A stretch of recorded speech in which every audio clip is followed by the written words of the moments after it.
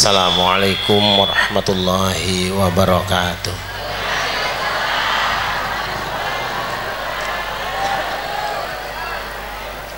Alhamdulillahi haqqa hamdih, wassalatu wassalamu ala sayyidina Muhammadin khairi ibadih wa ala alihi wa ashabihi wa man tabi'ahu min ba'dih.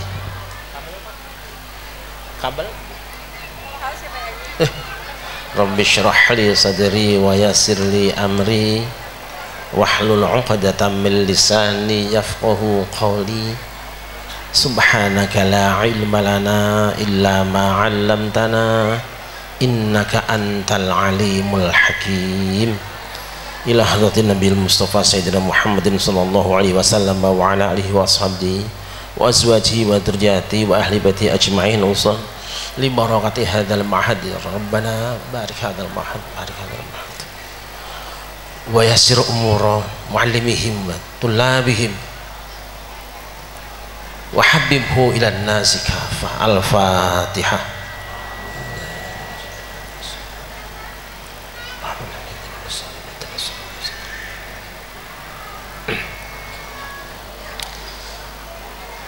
Amma ba'du. Al-Mukarramun, para alim ulama, para sesepuh dan tokoh masyarakat,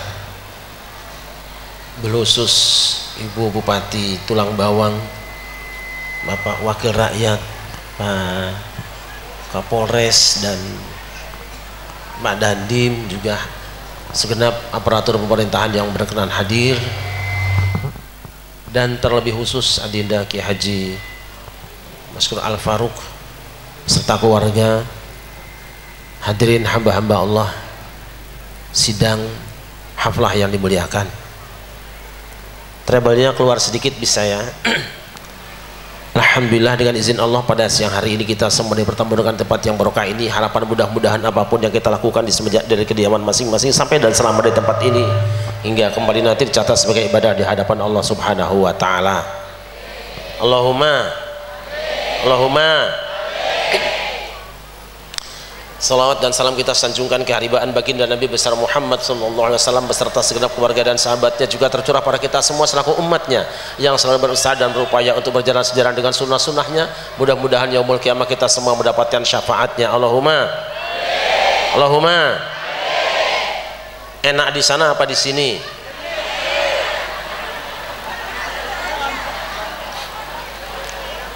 Bagusnya duduk apa berdiri? Lembek apa keras? Pendek apa panjang?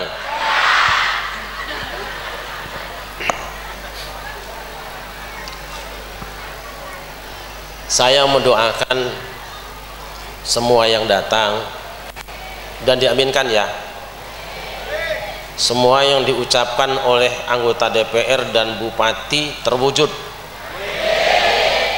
Minimal bupatinya 2 kali. Setelah itu calon gubernur. Setuju nggak?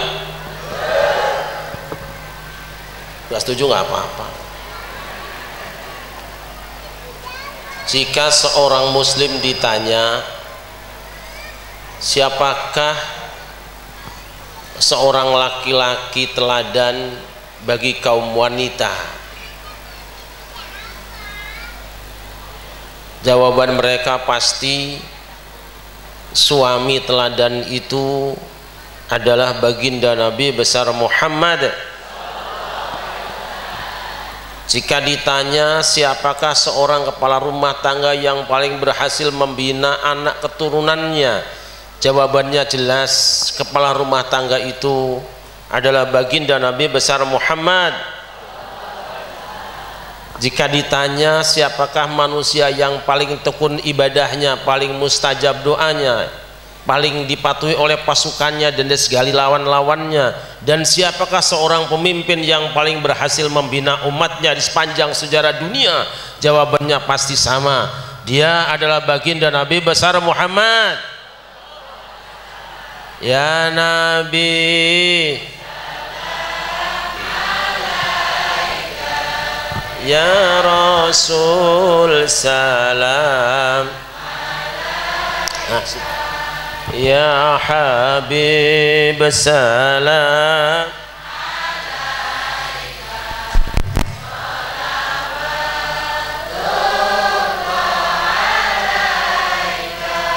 أشرق البدر علينا فاختفت منه البدور مثل حسنك ما رأينا قط يا وجه السرور.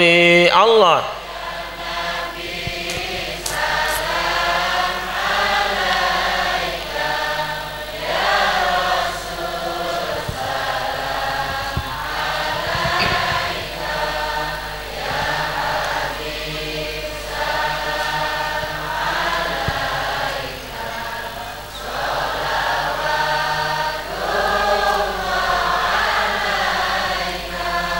أنت شمس أنت بدر أنت نور فوق نوري أنت إكسير وغالي أنت مصباح صدوري. الله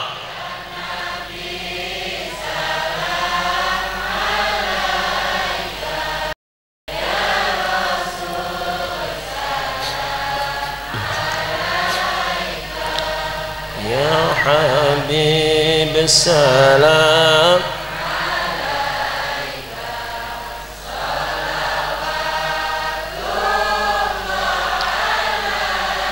sallu ala Muhammad.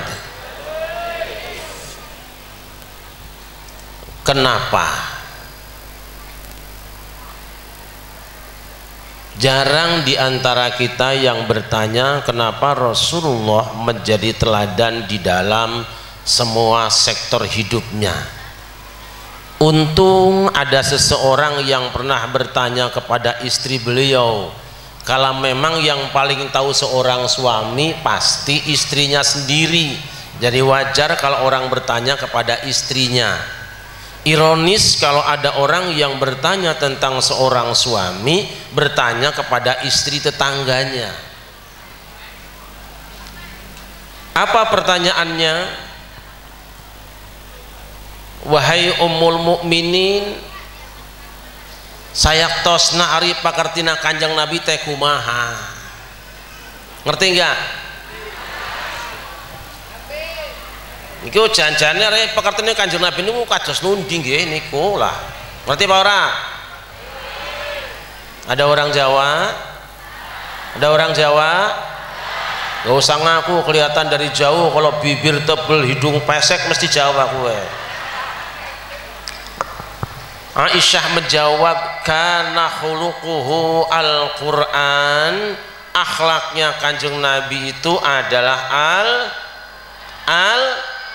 jadi siapa yang ingin tahu bagaimana cara makannya kanjeng Nabi, baca saja Al-Quran dari awal Al-Fatihah sampai akhir An-Nas. Simpulkan jika benar kesimpulanmu tentang ayat yang kamu baca berkaitan dengan makan, maka persis seperti itu cara makannya Rasulullah. Jika engkau ingin tahu bagaimana cara tidurnya Rasulullah, baca saja Al-Fatihah sampai akhir An-Nas. Simpulkan jika benar kesimpulanmu tentang ayat tentang tidur, maka persis seperti itu cara tidurnya Rasulullah. Jika engkau ingin tahu bagaimana cara rumah tangganya Rasulullah, bagaimana cara berperangnya Rasulullah, bagaimana cara bisnisnya Rasulullah, dan bagaimana cara kepemimpinan Rasulullah dalam membina umatnya, baca saja Al-Quran dari awal Al-Fatihah sampai akhir An-Nas. Jika benar kesimpulanmu, tidak kurang tidak lebih, persis seperti itu baginda Nabi besar Muhammad. Kita ambil contoh ibu-ibu. Kenapa Rasulullah dalam rumah tangga itu menjadi teladan bagi istri-istrinya? Rasul pernah bertanya dan kumpulkan istrinya, wahai istri-istriku semua, in kuntunna turidnal hayata dunya wa zinataha fata'alain ummati'kunna wa usarrihkunna sarahan jamila. wahai istri-istriku, jika kalian menghendaki materi dunia dan segala perhiasannya, ummatikunna tak seneng ke awakmu kira kabeh, ummatikunna disenangkan sia kabeh, wa usarrihkunna namun akan kuceraikan kamu semua sarohan jamila dengan perceraian sebaik-baiknya. Ada dua pilihan istriku, kau tetap dengan aku dalam keadaan miskin atau kau punya dunia seisinya tapi tidak bersama dengan aku. Apa jawaban istri-istri Rasulullah? Wahai Rasulullah, daripada kami punya dunia dan seisinya tapi engkau tidak berkenankan aku berada di sampingmu, lebih baik aku tidak punya apa-apa, lebih baik kami kere dan miskin dan papa, asal kau perkenankan aku tetap berada di sisimu. Sekarang tanya ke ibu lurah, kalau ibu lurah misalnya Pak lurahnya sudah kencing manis 2 tahun, gegernya sudah bolong, lalu Pak lurah sedang tunggonin sama istrinya, beliau bertanya, sayang 2 tahun sudah aku sakit sampai sekarang belum tahu kapan aku akan sembuh. Aku teringat sayang aku punya simpenan rekening 2 miliar rupiah di BRI, kamu mau nunggu aku sembuh dulu atau ngurusin rekening dulu sayang? Kira-kira jawaban bu lurah, ngurusin suaminya dulu apa rekening dulu? Saya percaya kalau di Tulang Bawang mah karena bupatinya juga hebat, wakil rakyatnya juga hebat, bu lurah akan menjawab dengan penuh kebahagiaan, sayang semenjak kau jadi suamiku dan aku jadi milikmu, percayalah ya sayang, seluruh umurku akan kuhabiskan demi kebahagiaanmu dan aku tidak akan pernah bergeser dari sisimu. Tapi ngomong-ngomong rekeningnya mana sayang?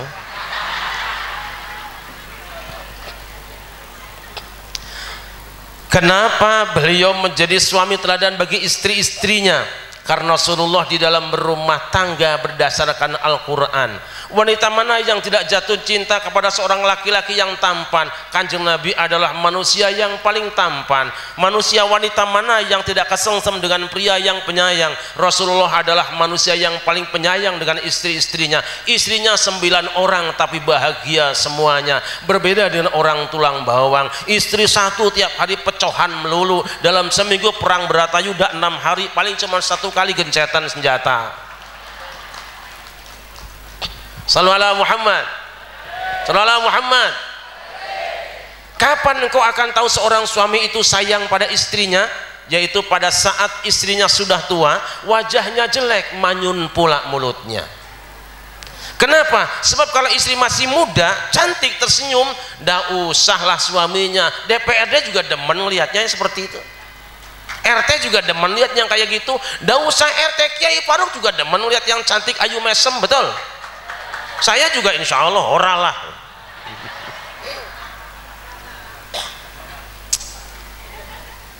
Wa kana idza ghadibat zawjatuhu wa du'ayadahu ala katfiha wa qala Allahumma ighfir laha dhanbaha wa adhhib ghaidha qalbiha wa 'idha minal fitan.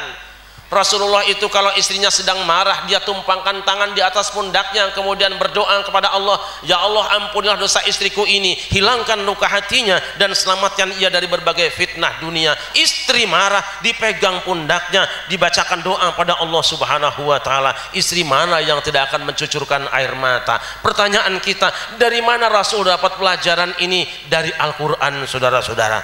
Al-Qur'an yang mana? Tentang kisah Nabi Ayub alaihissalam. Nabi Ayub pernah sakit selama 18 tahun, tapi sang istrinya penuh kesabaran merawatnya dengan senyuman, tidak pernah menampakkan kekecewaan dan kekesalan. Izinkan saya bertanya dengan ibu-ibu terutama muslimat yang bajunya belum lunas itu. Jika satu saat suamimu telinganya congean, tahu conge? Kopoen, tahu kopoen? Teler, tahu teler? Bahasa Lampungnya apa? Itu loh yang telinganya keluar air putih mandan hijau itu loh. Pengajian dilewer, sholat dilewer, tidur malam dilewer, khataman dilewer, di depan bupati dilewer. Ayo tidak harap kuehnya, ayo makan. 5 tahun saja suami panjenengan dilewer kupingnya congean teler kopoen, kira-kira ibu-ibu sabar apa minggat? Sabar apa minggat? Mending cerai sekarang aja udah begini. Sabar apa minggat? Najis gue bilang begini. Ada yang sabar? Masya Allah. Kanjeng Nabi Ayub 18 tahun sakitnya ibu-ibu, koreng sekujur tubuhnya, tapi istrinya tetap dandan manis, cantik dan senyum untuk dia, tidak untuk yang lain. Sampai satu hari sang istri mengecewakan Nabi Ayub, dia menjual barang kesayangannya. Saat ditanyakan oleh Nabi Ayub, sayang, barangku di mana? Aku jual emas. Loh, kok jual, kenapa? Untuk beli obat panjenengan mas, karena duitnya sudah habis. Nabi Ayub marah dan kecewa pada istrinya. Sebetulnya bisa saja tidak salah, tapi karena cinta dengan barangnya, dia katakan, aku bersumpah wahai istriku, jika Allah berikan kesembuhan padaku, maka kau akan kucambuk sebanyak 100 kali. Ngeri hati euy. Teu cara baheula keur ngorak kene. Masya Allah. Allah berikan kesembuhan. Ketika sembuh, Ayub tidak cambuk istrinya, malah panggil, sayang, nggih mas, dawuh nopo ka mas? Kene sih wonten nopo? 18 tahun kita pakai masker, sekarang saatnya keramas ya. Baru saja hendak menyentuhnya, Allah panggil, tahan wahai Ayub, jangan sentuh istrimu sebelum kau laksanakan sumpahmu. Sumpah apa ya Allah? Jangan pura-pura lupa seperti yang di Senayan ke temannya Pak DPR ini.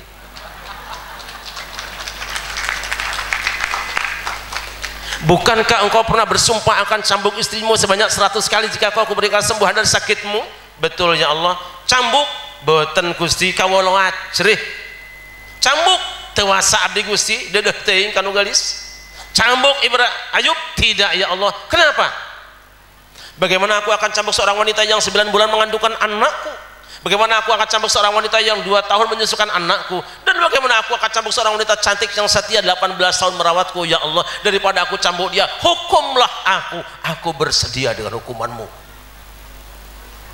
Allah tahu Ayub tidak mengingkari sumpahnya, terbukti dia tidak kabur ke luar negeri. Dan Allah juga tahu dia tidak ingin bebas hukuman dari kesalahannya, terbukti dia tidak mengarahkan pengacara atau mengarahkan pasukan bawa bendera. Tapi Allah tahu Ayub sangat asih dengan istrinya. Fa khudh bi yadika dhifan fadrib bihi wa la tahnas inna wajadnahu sabiran ni'mal 'abdu innahu awwab.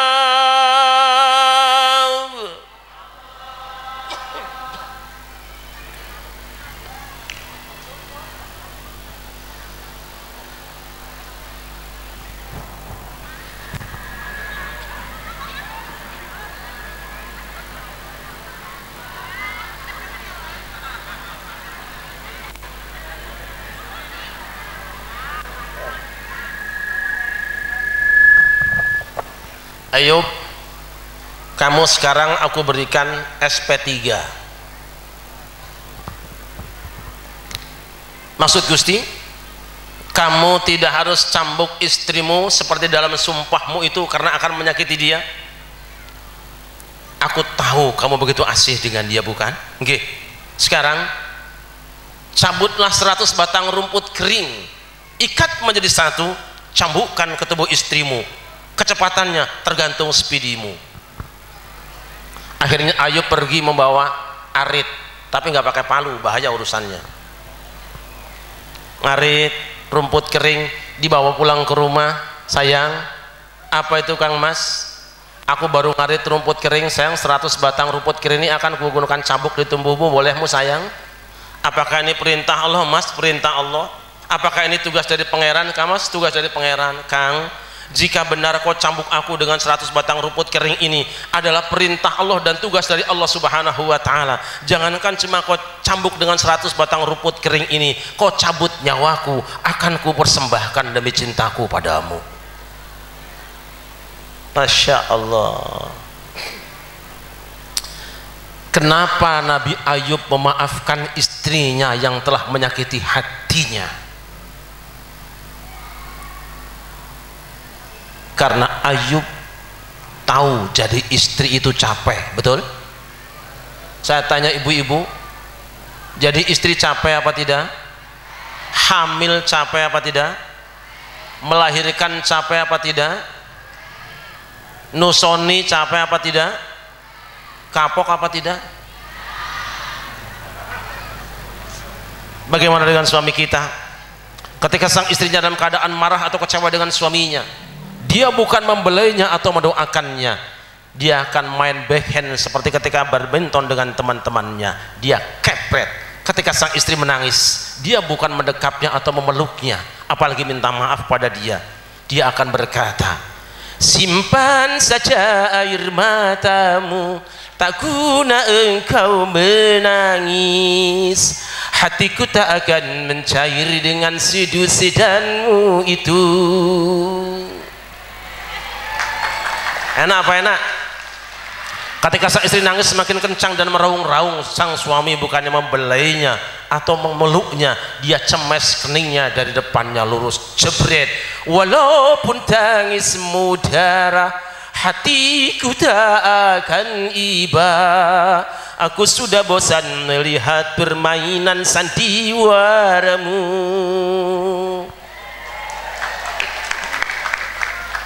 Sudah sering kali alah duwe kaset wong kene. Ada yang bisa duet dengan saya enggak? Bu Bupati, lagu apa Bu? Sok, asal soneta duet siap. Buku dong kok duet toh, kadang duaan nyanyi sendirian.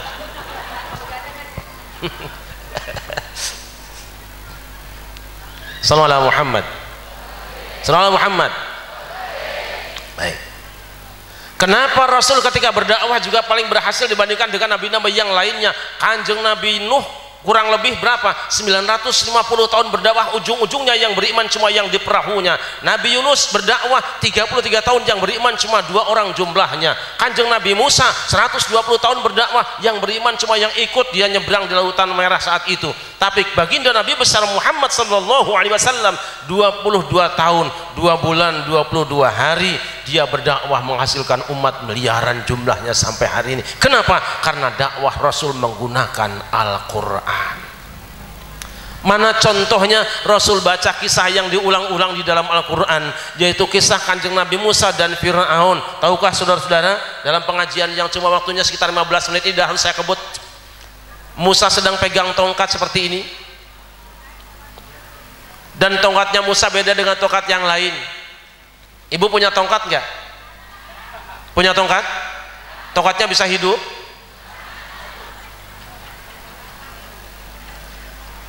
Nabi Musa sedang pegang tongkat. Apa itu tongkat? Tongkat adalah kayu. Kayu yang mana? Kayu ranting. Ranting yang mana? Ranting pohon yang sudah tidak ada kulitnya, tidak ada daunnya, tidak ada bunga, tidak ada buahnya, tidak ada getahnya. Tongkat adalah ranting yang sudah terbuang dari pohonnya. Dia gambaran sampah masyarakat, dia gambaran bajingan dan preman. Tapi oleh Kanjeng Nabi Musa dibawa angon kambing, dibawa cari rumput, dibawa pengajian, sampai terima wahyu tongkat itu dibawa. Wahai para pemimpin, wahai para ulama, dakwahmu jangan menghina orang lain. Kau tahu siapa yang terbaik di antara kita. Kalau ada seorang pelacur, tidak perlu kau sebut kau adalah pelacur, tanpa engkau mengatakannya, dia sudah tahu memang dia seorang pelacur. Ketika ada seorang pencuri, jangan kau bilang dasar maling. Tahu tidak mengucapkannya pun maling, dia memang maling, tapi yang dia tunggu adalah doa dan dakwahmu, nasihatmu. Maka saya pesan buat kiai di sini, pesantren Nurul Ikhlas ini tidak boleh milih-milih santri. Kita tidak tahu siapa yang terbaik belakangan nanti. Sama dengan panjenengan tidak boleh milih-milih kiai. Kiai itu yang penting kan ndase gundul, pecine putih, serbane dawa, klambine putih kabeh, minyak wanginya teles kabeh sak awake. Tidak perlu. Bisa jadi kiai, bisa yang gundul, bisa gondrong, bisa baju putih, bisa baju hitam, bisa belangkonan, bisa pakai apapun juga. Karena seorang kiai tidak ditandai dengan pakaiannya. Bahkan sering saya ditanya, kenapa Kiai Sarip menggunakan baju yang hitam? Saya bilang, baju hitam adalah baju yang paling mahal di dunia. Bajunya Ka'bah adalah baju warnanya hitam, dan Hajar Aswad juga adalah batu hitam. Lalu baju yang paling murah yang kayak apa? Baju paling murah adalah baju putih, kain kafan mayat.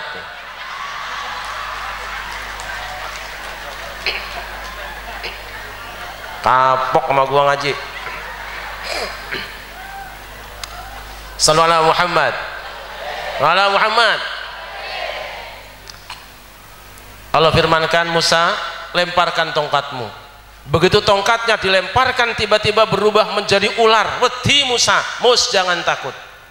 Ambil ular itu, sanu'iduha siratahal ula, dia akan kembali ke dalam wujud aslinya. Begitu diambil ularnya kembali menjadi tongkat. Itu ilmunya orang tulang bawang, itu ilmunya orang Jawa, itu ilmunya orang Indonesia. Sedang bertapa di puncak gunung, zikir kepada Allah, kita nyebutnya bertapa. Kanjeng Nabi istilahnya tahanus, tempatnya di puncak gunung, sedang zikir, tiba-tiba datang ular, begitu diambil jadi keris. Ini contohnya.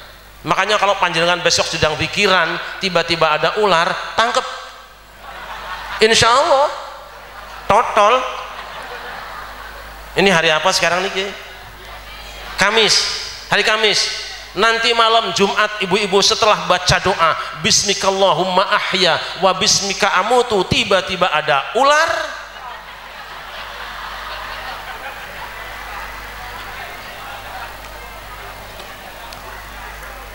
Musa dituduh teroris oleh Fir'aun. Dia datang menghadap ke tempat Fir'aun sendirian tanpa mengerahkan jamaahnya, tanpa yel-yel, berangkat bertanggung jawab. Sesampai di hadapan Fir'aun, tukang-tukang sihir melemparkan talinya, berubah menjadi ular. Walla mudbira wa lam yu'aqib. Musa mengo, ora wani ndelok nang buri. Kata Allah, Mus, ini bukan tugasmu, ini jobnya tongkatmu. Tugasmu lemparkan tongkatmu, enter dia, nanti dia akan menginstal sendiri. Begitu tongkatnya dilemparkan berubah menjadi ular yang sangat besar, dimakanlah ular-ular tukang sihir. Menyerahlah tukang sihir, tobatlah tukang sihir, berimanlah tukang sihir. Menanglah Kanjeng Nabi Musa di hadapan Fir'aun. Jasa siapa? Jasa siapa? Jasa tongkat. Jangan menghina preman. Musa dan pasukannya sedang berjalan di gurun Sahara kekeringan, kehabisan airnya. Mereka tidak bawa aqua dan tidak bawa minuman. Mereka mohon pada Kanjeng Nabi Musa agar beristisqa, mohon hujan pada Allah Subhanahu wa taala. Tapi apa jawaban Allah? Wa idh istasqa Musa liqaumihi faqul nadrib bi'asaka al-hajar fanfajarat minhu 12 'ayna qad 'alima kullu unasin mashrabahum kulu washrabu min rizqillahi wa la ta'thaw fil ardi mufsidin. Mus, ini bukan tugasmu, ini adalah jobnya tongkatmu. Idrib bi'asakal hajar, pukullah batu itu dengan tongkatmu. Ketika dipukul dengan tongkatnya, fanfajarat min husnata asyrat aina, memancar 12 mata air. Ketika memancar 12 mata air yang segar, cuci muka semua, minum semua, mandi semua, masak semua, segar semua. Jasa siapa? Jasa siapa? Jangan menghina. Ngono iku. Musa dan pasukannya dikejar sampai pinggir lautan. Fir'aun di belakang. Kata sahabat-sahabat Nabi Musa, inna lamudrakun, kita akan ketangkep oleh Kanjeng Nabi Musa. Ki kena nyong ki modar ki nyong yakin ki wis kena ki ya. Tapi Nabi Musa tenang, inna ma'ya rabbi sayahdin, bersamaku ada Tuhanku, aku tunggu perintah dia. Ada yang selfie dengan pantai, jepret dikirim ke pacarnya, sayang, yang kau lihat ini ada pantai Laut Merah, sebentar lagi mungkin aku tenggelam di sini karena di belakangku ada Firaun yang akan matikan aku. Sampai jumpa kita dalam surga, sayang. Ada yang jepret dengan Firaun, dikirim juga sama bininya, mama, ampura bapak, mungkin sebentar lagi bapak masuk alam barjah, dibunuh sama Firaun. Ini foto kenang-kenangan terakhir, disimpan baik-baik buat anak cucu kita ya mama. Allah perintahkan, idrib bi'asakal bahar, wahai Musa, lautan itu kau pungkul dengan tongkatmu. Fanfalaqa fakana kullu firqin qattaudin azim. Kemudian lautan terbelah dan menjadi 2 gunung besar ombak yang terpisah. Musa dan pasukannya nyebrang. Itu Fir'aun dan teman-temannya yang kemarin membuli Musa, begitu jalan tol jadi ikut make juga.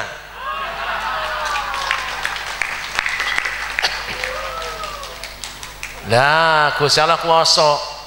Itu brengsek tuh orang-orang itu, udah pukul aja lagi musnah. Begitu dipukulkan, rep, kerem Fir'aun dan pasukannya, tenggelam Fir'aun dan pasukannya, mati Fir'aun dan pasukannya. Merdekalah NKRI, Negara Kesatuan Rakyat Israel. Jasa siapa? Jasa siapa? Jangan menghina Ngono iku nek ngaji dadi kiai aja rumangsa apik dhewe ora ngerti tekan kapan iso ngene iki. Kita juga tidak tahu, mungkin besok preman jadi orang yang soleh dadakan, kita tidak tahu. Betul? Bukankah Robiah Adawiyah juga pelacur kenamaan, nyatanya akhir hayatnya menjadi seorang waliyatullah? Bukankah Syekh Atabatul Hulam tukang bobok, tukang tarok, tukang nisan kenaan rok, tukang ngerojok nu segede sendok nu ngaranna mo, nyatanya tobat diangkat jadi waliullah? Bukankah Umar bin Khattab juga seorang yang pernah membunuh anaknya sendiri, nyatanya diangkat jadi khalifah Rasulullah? Jangan pernah kecil hati, karena Allah senantiasa memberikan pintu tobat bagi orang yang mau menempuhnya. Sallallahu alaihi Muhammad. Di sini pada punya dosa enggak? Punya dosa apa tidak? Kalau yang punya dosa, kita segera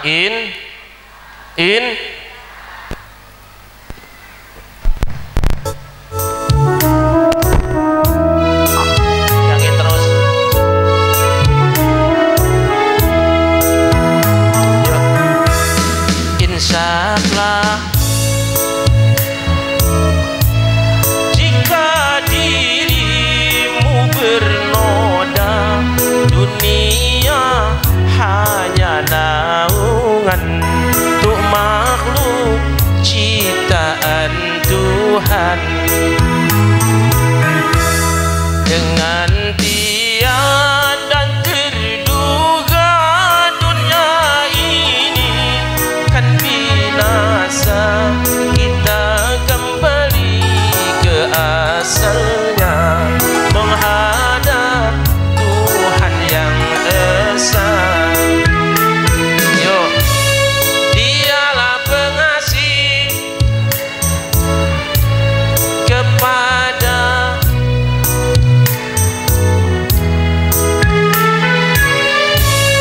janganlah ragu pada keagungan Tuhan, betapa maha besarnya kuasa sealam semesta. Siapa selalu mengabdi berbakti, sentosa selama-lamanya di dunia dan akhir masa.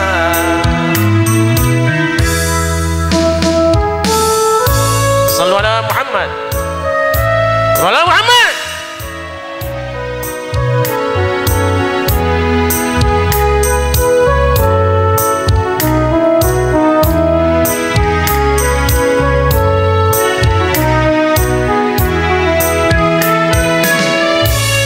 Dialah pengasih kepada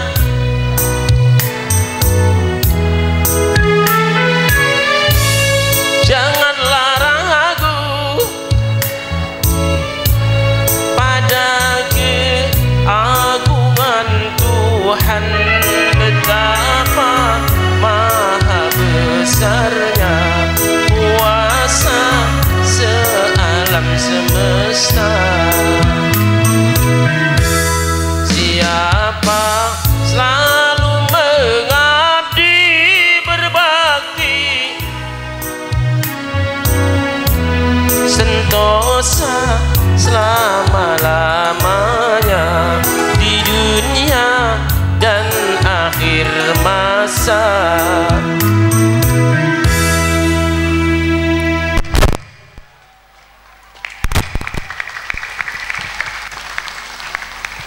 Enak apa enak? Dialah pengasih kepada la la la la la la, janganlah ragu pada betapa Malang nasibku wong desa. Sallallahu Muhammad. Lah Kenapa Kanjeng Nabi Muhammad juga sukses memimpin negara? Karena beliau dalam memimpin negara membaca Al-Quran. Quran yang mana? Tentang Kanjeng Nabi Sulaiman. Ibu, ini lanjut apa cukup niki? Apa kiat sukses Nabi Sulaiman? Yang pertama, Nabi Sulaiman itu orangnya komunikasi dengan semua binatang. Karena sifatnya iman. Dengan kambing ngobrol, dengan macan ngobrol, dengan manuk ngobrol, dengan ayam ngobrol, ketek ngobrol. Bahkan kambing yang selama ini merupakan lawan politiknya macan, di kabinet Nabi Sulaiman bersatu bergabung bareng-bareng. Kabinetnya bersatu. Yang kedua, Kanjeng Nabi Sulaiman itu adalah orang yang rajin belusukan ke kampung-kampung. Lihat dalam Al-Quran, hatta idza antaw ala wadin naml qalat namlatu ya ayyuhan namlu dukhulu sakinakum la yatimannakum Sulaiman wa junuduhu wa hum la yash'urun. Nabi Sulaiman datang ke tempat yang namanya Wadi Namlah. Wadi Namlah itu lembah semut. Sebagian mufassirin mengartikan bahwa yang dimaksud lembah semut benar-benar lembah yang banyak semutnya. Tapi kata ahli tafsir yang lain, disebut dengan lembah semut itu menggambarkan provinsi yang terpencil di kampung ujung sebuah negara yang tidak pernah dikunjungi oleh presiden sebelumnya, tapi oleh Presiden Sulaiman dikunjungi. Dia datang belusukan ke tempat itu. Kebetulan daerah itu penghasil sarang semut. Kalau sarang semut di Indonesia di mana? Di mana? Provinsi itu nggak pernah dikunjungi oleh raja sebelumnya. Hanya Raja Sulaiman yang bolak-balik bahkan membangun daerah itu. Apakah ketika Sulaiman datang ke sana diterima dengan baik? Justru qalat namlatun, terjadi demo penolakan. Wahai semut-semut semuanya, warga kampung semut, masuk kalian ke rumah kalian masing-masing. Jangan sampai Sulaiman dan pasukannya datang menginjak-injak kalian. Mereka tidak menyadarinya. Bayangan mereka kalau ada pejabat datang ke satu daerah, paling-paling mengekspor hasil buminya, dan rakyat sekitar hanya kebagian limbahnya, paling-paling dapat 5% dari hasil buminya. Bahkan mereka mengira bahwa Sulaiman datang di tempat itu akan membebaskan tanah, padahal bisa jadi pada zaman Sulaiman bagi-bagi sertifikat tanah.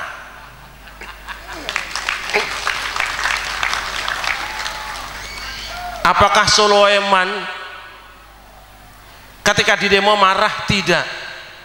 Ketika menyaksikan umatnya yang berdemo, yang seolah-olah membenci, menyerang, membuli dia bersyukur kepada Allah. Lalu apa? Dia berdoa kepada Allah, malah masuk Ka'bah lagi hitungannya kayak jajal gue. Apa doanya? Rabbi auzi'ni an ashkura ni'mataka allati an'amta 'alayya wa 'ala walidayya.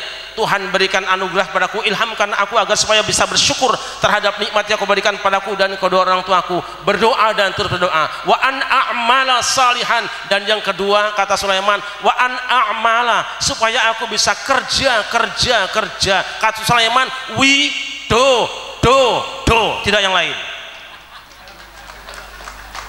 Tardohu, dan kerjaku bukan pamrih apa-apa, karena cintaku pada rakyatku seperti bupati tulang bawang. Wa'adkhilni birahmatika fi ibadika sholihin, dan masukkanlah aku ya Allah dalam ribuan hambamu orang-orang yang soleh. Maka Sulaiman, Raja Sulaiman selalu dekat dengan para kiai, para ulama, para habaib, bisa jadi wakilnya juga malah kiai. Sallallahu Muhammad. Sallallahu Muhammad. Yang ketiga, Sulaiman itu adalah seorang pemimpin yang punya kehebatan luar biasa, di mana Al-Qur'an menceritakan wali Sulaiman ar-rihudu wa syahru wa rawahu wa syahru wa salnahu 'ainal qitr. perjalanan yang biasanya ditempuh oleh manusia 1 bulan, oleh Sulaiman pagi sampai sore. Itu percepatan infrastruktur, sehingga yang biasanya dari Tulang Bawang sampai Bakahuni bisa 5-7 jam, sekarang bisa 2 jam. Itu zamannya Sulaiman.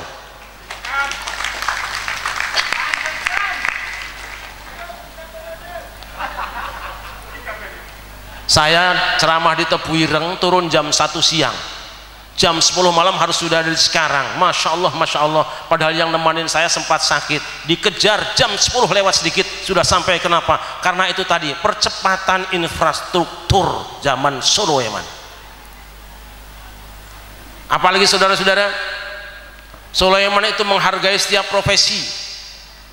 Siapapun, tidak peduli apa agamanya, kalau dia profesional diangkat jadi stafnya. Bukankah Quran mengatakan wa minasyayatini may yaghusuna lahu wa ya'maluna 'amalan duna dzalik?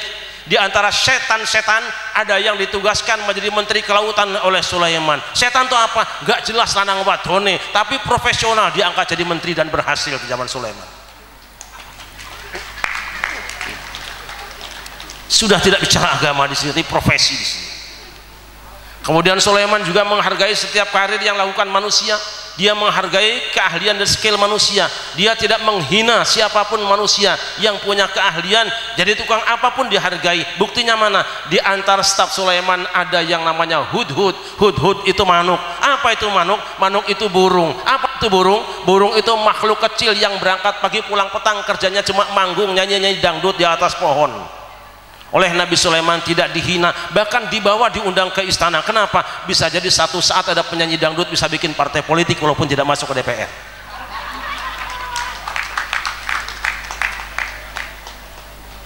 Pas upacara burung tidak ada. Apa ancamannya? La u'adzibannahu 'adzaban syadidan aw la adbahannahu aw liya'tini bisultanin mubin. Hudhud tidak ada, aku akan hukum dengan berat, atau aku sembelih dia, atau dia datang dengan argumen yang aku terima. Hebatnya Sulaiman, jangankan cuma lawan politiknya, jangankan orang lain, menteri kabinetnya sendiri kalau melakukan pelanggaran langsung dipecat, tidak nunggu lama-lama. Bahkan partai pengusungnya, ketua umumnya kalau terbukti korupsi masuk penjara, dan itu disetujui oleh Sulaiman. Jelas apa Bapak? Kalau ada yang belum jelas berarti ini kurang piknik ya. Tiba-tiba Hudhud datang, dia melaporkan, Tuan Sulaiman, aku datang ke sini terlambat bukan karena jalannya gojlak-gajluk seperti sebagian jalan Tulang Bawang yang belum diberesin sama Ibu Bupati. Tapi tadi aku melihat di sana ada sebuah kerajaan besar. Istananya megah, ketua umumnya perempuan, nyembahnya matahari. Padahal di Indonesia kalau yang nyembah matahari biasanya ketua umumnya laki-laki yang nyinyir itu, kalau yang perempuan biasanya kepala sapi.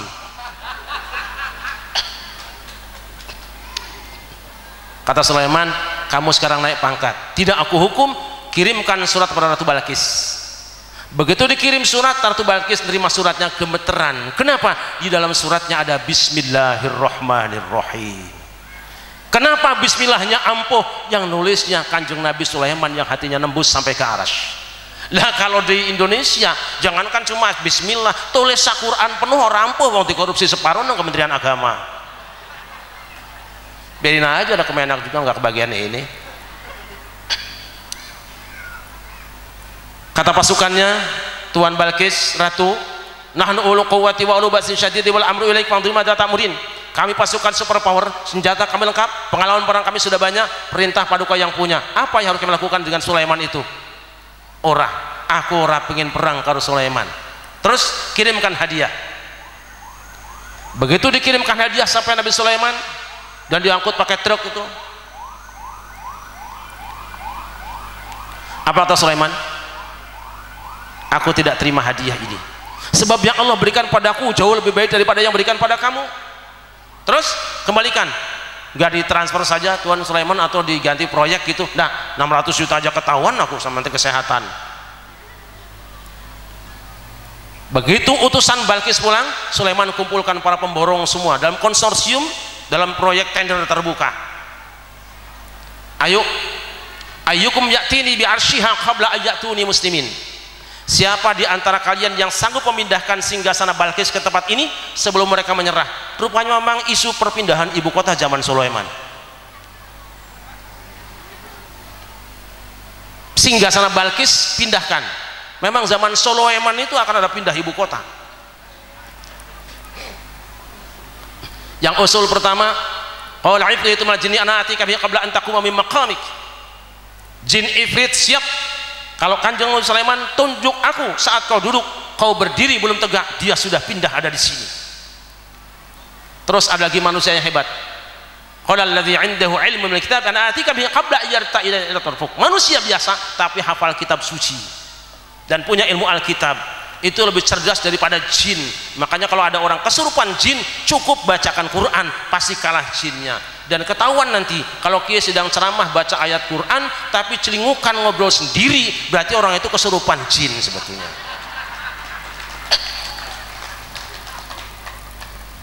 Kau pejamkan matamu Tuhan, tunjuk aku, kau buka, dia sudah pindah di sini. Bener datang Balkis sehingga sana sudah di situ, celingukan dia. Ngapan kon guys, celingak-celinguk aja kowe kayak wong lingung bae kowe. Enggak, ini kok ini apa? Seperti singgasanaku. Memang manu maneh iya kan, itu geus eueuh deui itu mah. Memang ini punya kamu, di sana sudah tidak ada. Wa aslamtu ma'a Sulaiman lillahi rabbil alamin. Pada akhirnya Balkis lawan politik bergabung jadi salah seorang menteri di kabinetnya. Sulaiman. Ini masih panjang bahasan.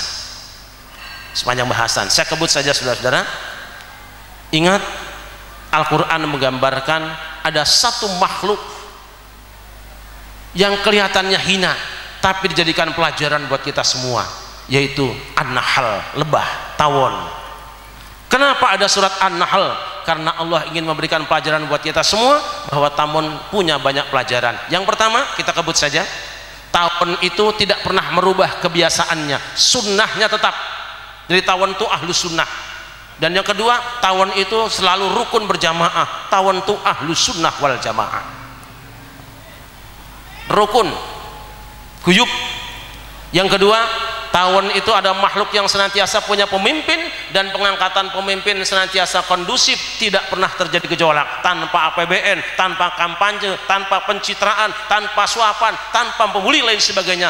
Siapapun yang pantas jadi pemimpin, dicintai rakyatnya, maka dia secara otomatis jadi pemimpinnya.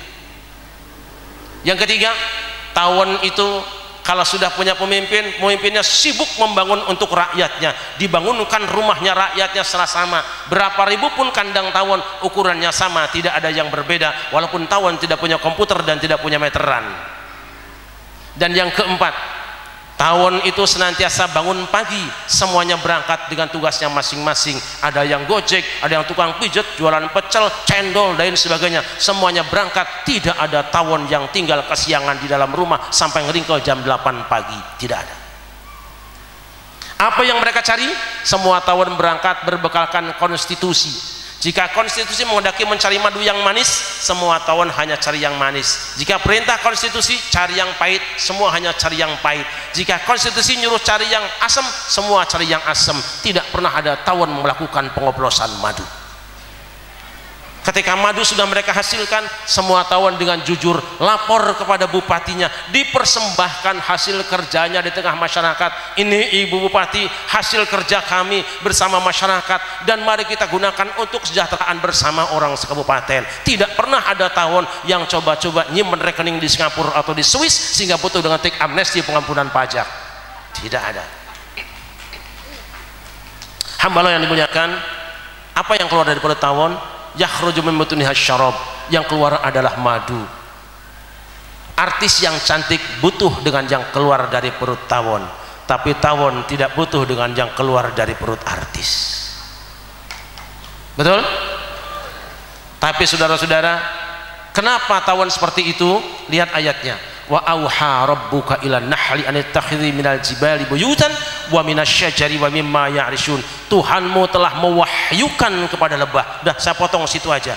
Jadi lebah bisa menjadi super power, menjadi kabupaten yang the best di sebuah negara. Kenapa? Semua yang dilakukannya berangkat dari pesantren wahyu Allah.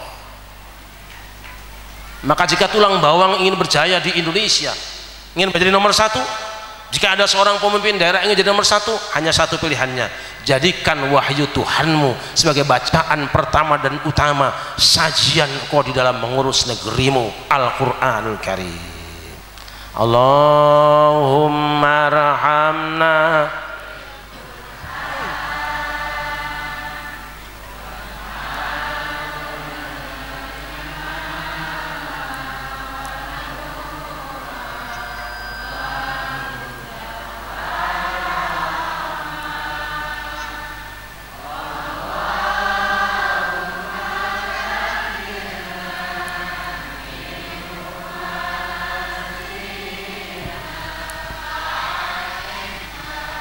minhu ma jahilna warzuqna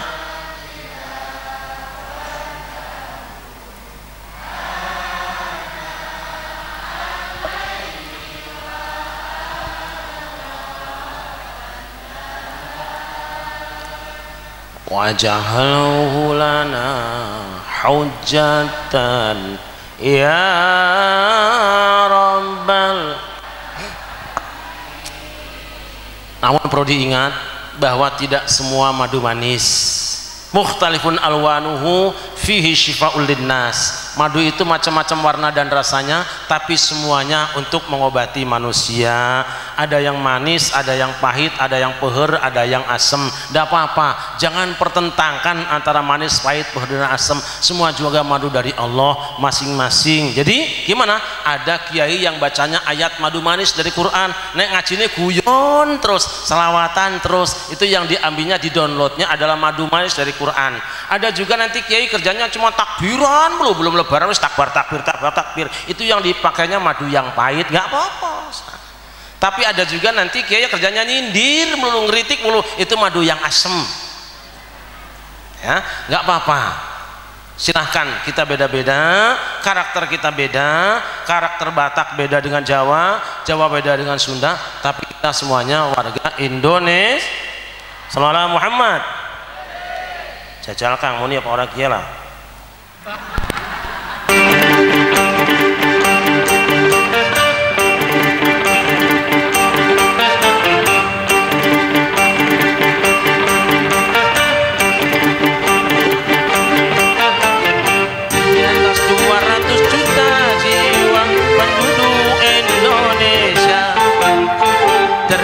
Dari banyak suku bangsa, itulah ada Sunda, ada Jawa, Aceh, Padang, Batak, dan banyak lagi yang lainnya. Di atas 200 juta jiwa penduduk. Sabar ini.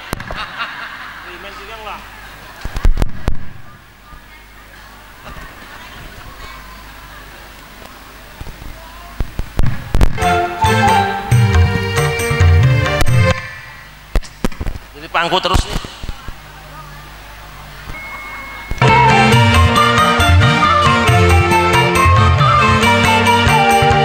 Janganlah saling menghina satu suku bangsa dengan lainnya, karena kita satu bangsa dan satu bahasa Indonesia.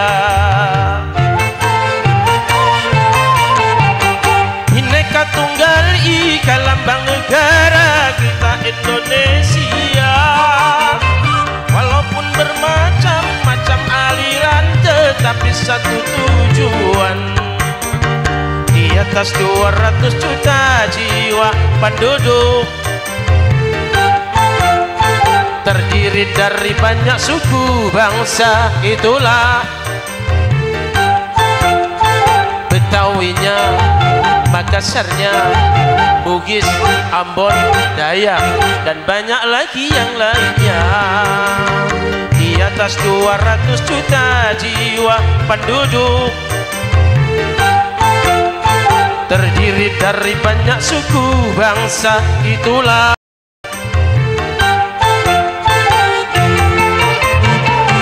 Sallallahu alaihi Muhammad.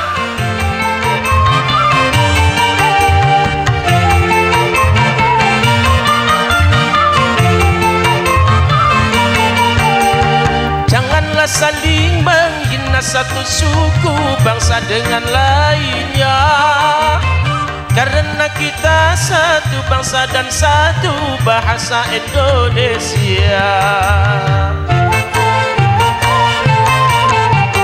Bhinneka Tunggal Ika lambang negara kita Indonesia.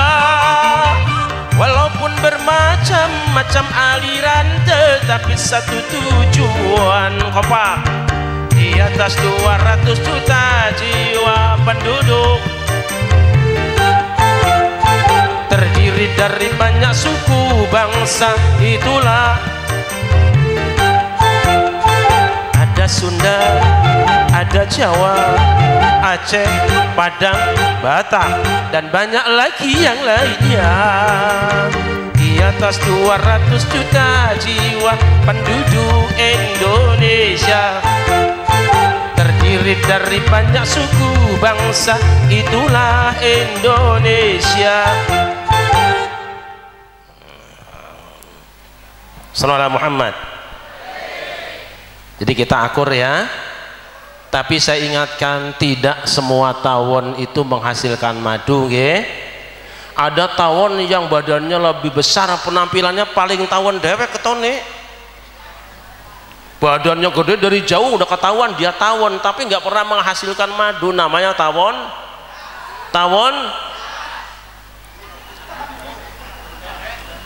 Tampilannya kayak ulama dewek.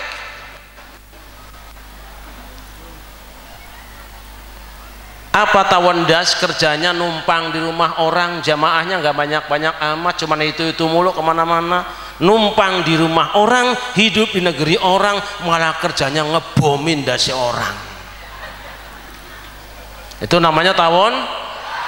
Awas, kita punya rumah Indonesia, jangan kemasukan tawon das. Kalau ada tawon das, kalau orang Lampung nyebutnya apa?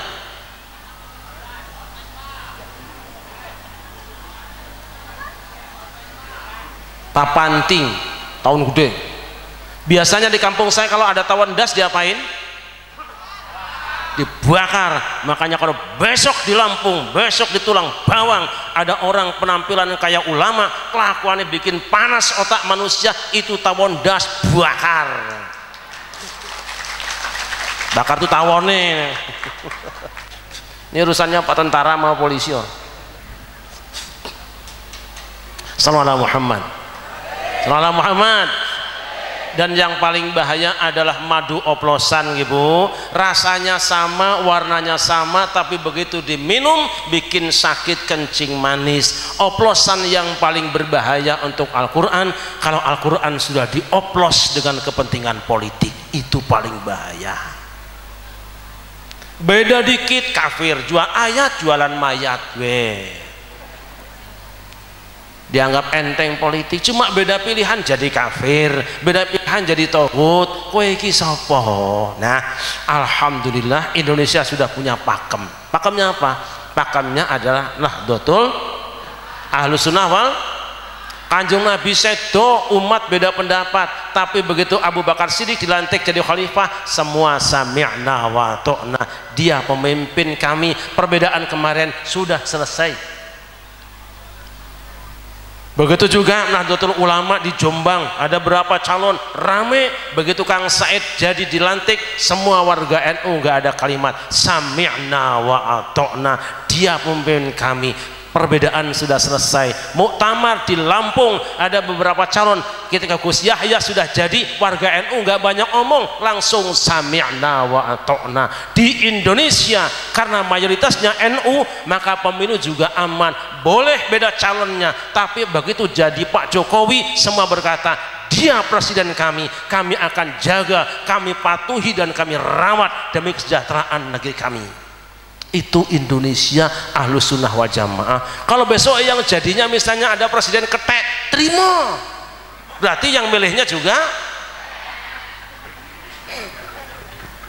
Yuk, saya mohon semua yang hadir untuk bareng-bareng berdiri sejenak, lurus, tunjukkan pada dunia bahwa kita masih ada.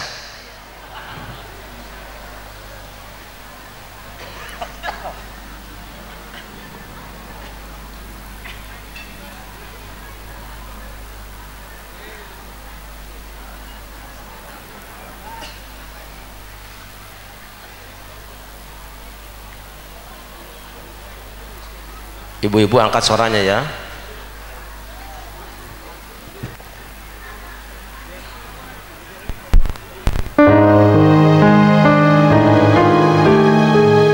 Ibu-ibu bapak keluarkan suaranya supaya kompak. Yang pulang duluan mudah-mudahan setruk. Indonesia tanah air beta, pusaka abadi dan jaya. Indonesia sejahtera, tetapi puja-puja bangsa. Di sana tempat lahir kita, dibuai dibesarkan bunda, tempat berlindung di hari tua, sampai akhir menutup mata.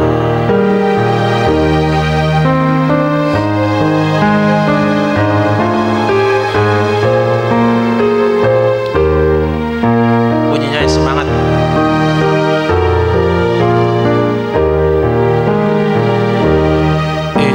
Indonesia tanah air kita, pusaka abadi dan jaya. Indonesia sejahtera, tetapi puja-puja bangsa. Di sana tempat lahir kita, dibuai dibesarkan bunda,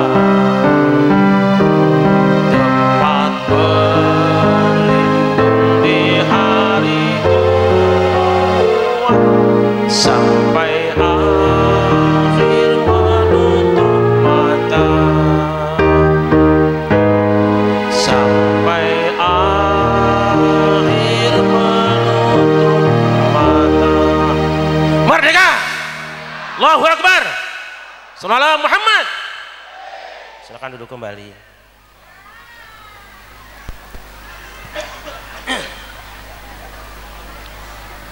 Ya Rabbi bil Mustafa balik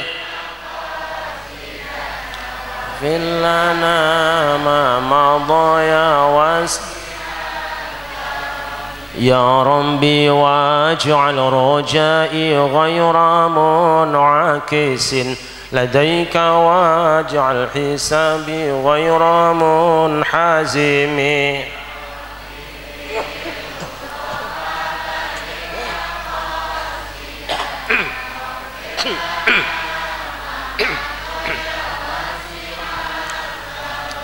والتف بعبدك في الدارين إن له صبرا متى تدعوه الأهوال ينهزم يا رب.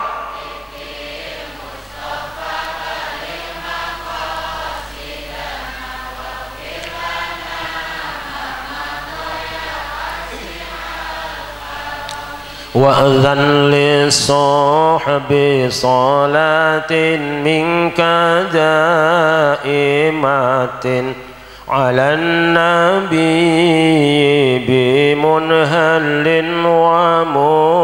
ومنسجم يا رب.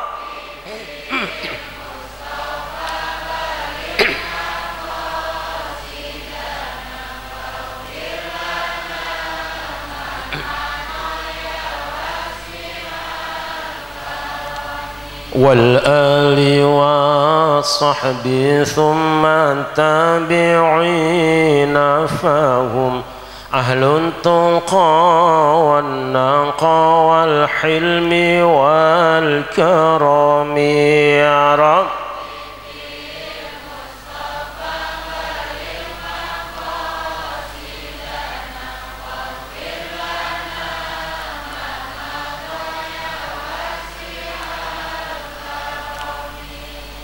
Rabbana atina min ladunka rahmatan wa hayyi lana min amrina rasyada wa hayyi lana min amrina rasyada wa hayyi lana min amrina rasyada. Rabbana uz'ina an nashkura ni'mataka allati an'amta 'alaina wa 'ala walidina wa anna min salihan tarda wa adkhilna bi rahmatika fi ibadika salihin.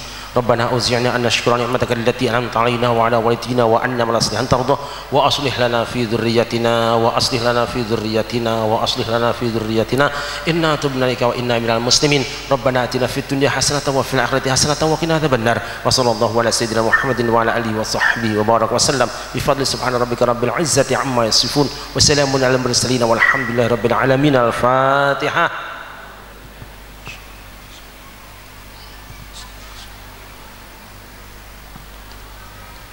Terakhir saya membawa kitab buku doa terbaik sedunia. Tidak ada doa lebih baik dari itu, karena itu doa dari Al-Quran semua. Mungkin ada sama teman-teman saya disediakan di depan, ibu-ibu yang memerlukannya silakan ambil saja. Saya tidak menjual ya, ambil satu orang satu, nanti bayarnya di situ juga. Tapi tidak ubah bayar, saya kira insya Allah nanti dibayarkan sama Ibu Bupati atau sama Pak DPR. Nggak seberapa lah ya, setuju nggak? Kalau dibayarin kita doakan sehat ya. Kalau dibayarin mudah-mudahan. Mohon maaf sudah saya ijazahkan, nanti imamnya Gus Faruk langsung insya Allah ya. Sudah saya ijazahkan untuk menjadikan kita munajat sebagai wiridan kita di sini. Terima kasih. Hasbunallahu wa ni'mal wakil wallahul muwaffiq ila aqwamit thoriq. Wassalamualaikum warahmatullahi wabarakatuh.